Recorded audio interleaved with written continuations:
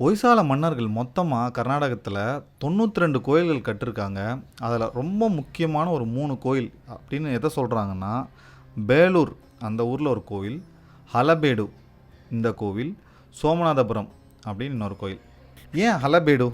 அப்படி என்ன ஹலபேடு அப்படின்னு கேட்குறீங்களா? இதுக்கு ஒரு பெயர் காரணம் இருக்குது. முதல்ல இந்த ஊருக்கு வந்து ஹலபேடுன்னு பேர் இல்லை.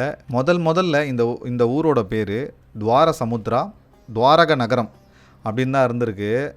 துவாரானா வாசல், சமுத்திரானா கடல்.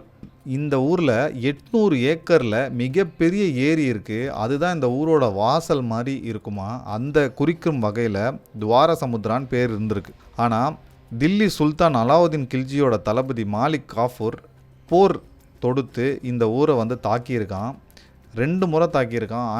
1310லையும் 1326லையும் தாக்கி இந்த கோயிலில் இருக்க செல்வங்களை, ஜுவல்லரி, ஆபரணங்கள் எல்லாத்தையும் கொள்ள அடிச்சிருக்கான்.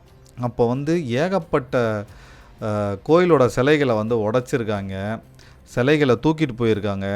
சிலைகளுக்கு அடியில் இருந்த நிறைய தங்கங்கள், அற்புதமான ஆபரணங்கள்லாம் திருடிட்டு போயிட்டுருக்காங்க.